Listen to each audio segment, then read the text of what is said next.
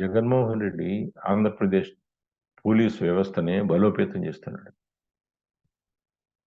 మొన్నటినెగ్గ ఇంతకు ముందులాగా ఒకే పద్ధతిలో కాకుండా మిగిలిన అభివృద్ధి చెందిన దేశాలు ఏ విధంగా కమాండ్ చేస్తుంటారో ఆ విధంగా రకరకాలుగా పోలీస్ వ్యవస్థలోనే వాళ్ళకి తర్ఫీదు ఇచ్చి రకరకాల శక్తులను వాళ్ళకి వచ్చేటట్టు చూస్తున్నాడు.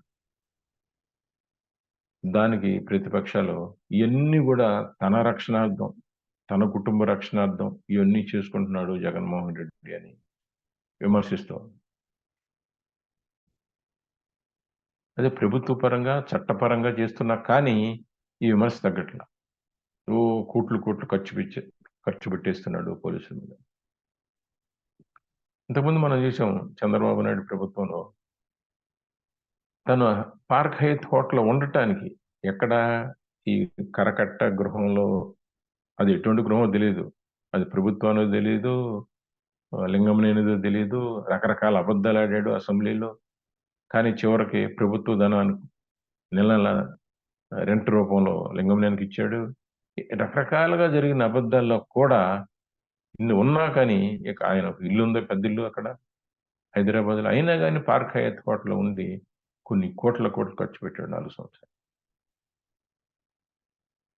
దావోస్ యాత్ర అన్నాడు. తను ఎక్కడికైతే వెళ్ళాలనుకుంటాడో ప్రతి చోటకి వెళ్ళాడు. ఏంటి అంటే ఫైల్ మోసుకుని వెళ్ళాను, ఇండస్ట్రీస్ తీసుకురావడానికి వెళ్ళాడు, తీసుకొచ్చిన దాఖలాలు. కాబట్టి ఆ విధంగా కోట్ల కోట్లు తన సొంత ఖర్చు కోసం ఖర్చు పెట్టి ప్రజాధనాన్ని ఈ రోజున పోలీసు వ్యవస్థను పటిష్టం చేయటం కోసం, బలోపేతం చేయటం కోసం జగన్మోహన్ రెడ్డి ఖర్చు పెడుతుంటే ఒకటే ఈడు. అవన్నీ తన రక్షణార్థం పెట్టుకుంటున్నాడు.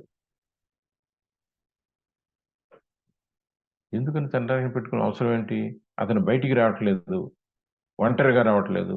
దమ్ముంటే ఒంటరిగా రమ్మను, పోలీసులు లేకుండా రమ్మను. మనం ఏం చేద్దామని, జగన్మోహన్ రెడ్డిని ఏం చేద్దామని విపక్షాలు ఒంటరిగా వస్తే కొన్ని వాళ్ళకు సంబంధించిన సంస్థలు కొన్ని డిక్లేర్ చేసినాయి పబ్లిక్గా. జగన్మోహన్ రెడ్డిని చంపేయడానికి మేము వ్యూహం రచిస్తున్నాము, దాంట్లోకి డబ్బులు కూడా పోగిస్తున్నాము, నా వంతుగా నేను 10 లక్షలు ఇస్తున్నాను అని పబ్లిక్ ప్లాట్ఫామ్ మీద చెప్పిన ఉదంతాలు మనం చూసాం.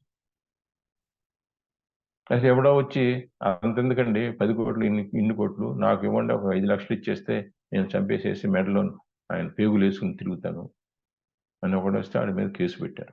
కేసు పెడితే కోర్టు ఏముంది, అన్న మాట అంటేనే మీరు అరెస్ట్ చేస్తారా, నోటీస్ ఇచ్చారా దానికి, వాడికి అరెస్ట్ చేసే ముందు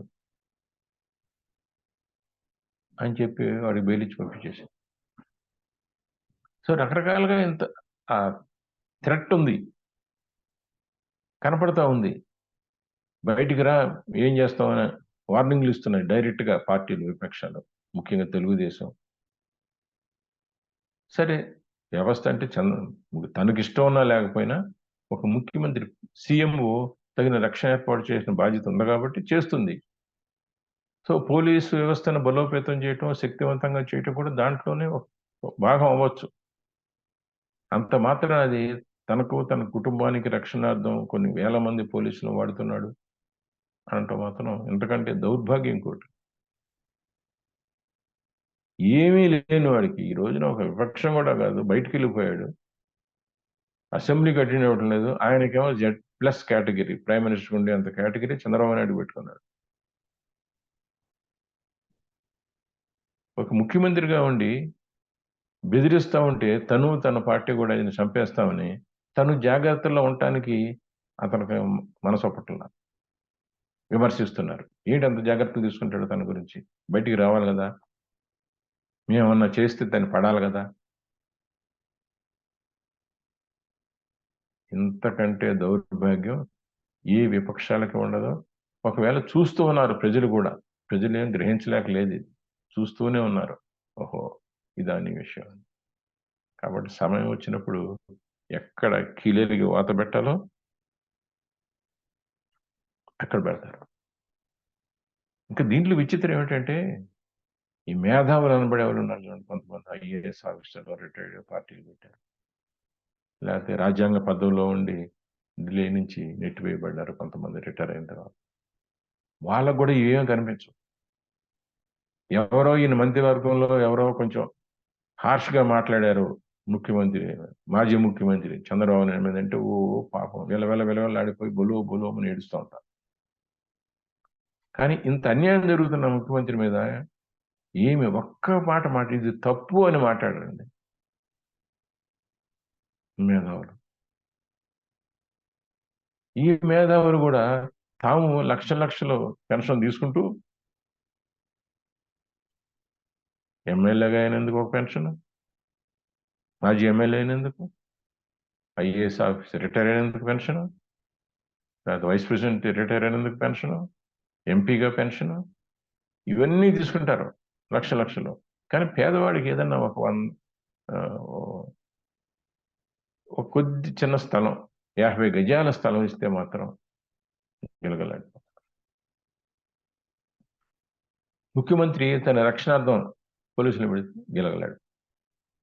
ఇది ప్రజలు విపక్షాలు అనుకుంటున్నాయి. కొంతమంది వాళ్ళకి ఆ పక్షాలకు చెందిన ప్రజలు అనుకుంటున్నారంటే ఒకటే. కానీ ఈ మేధావులు అనేబడే వాళ్ళు ఈ విషయాల్లో ఎప్పుడూ ఒక మాట మాట్లాడతారు. ఎందుకు అంత కోపం జగన్మోహన్ రెడ్డి మీద? మీ పెన్షన్లు మీకు వస్తాయి కదా, ఏం అడ్డుపడలేదు కదా, మీ కార్యకలాపాలు మీరు చేసుకుంటున్నారు కదా, దానికేం అడ్డుపడలేదు కదా, మిమ్మల్ని విమర్శించట్లేదు కదా ఎప్పుడు కూడా. మరి ఇక్కడ మతం కావాల్సి వచ్చిందా, వర్గం కావాల్సి వచ్చిందా, వర్ణం కావాల్సి వచ్చిందా? వీటన్నిటికీ అతీతంగా పనిచేసే వ్యక్తి జగన్మోహన్ రెడ్డి. ఇది చరిత్రలో నిలిచిపోతుంది. ఈ రోజున విపక్షాలు చేస్తున్న విన్యాసం కూడా వాళ్ళు చరిత్రహీనులుగా మిగిలి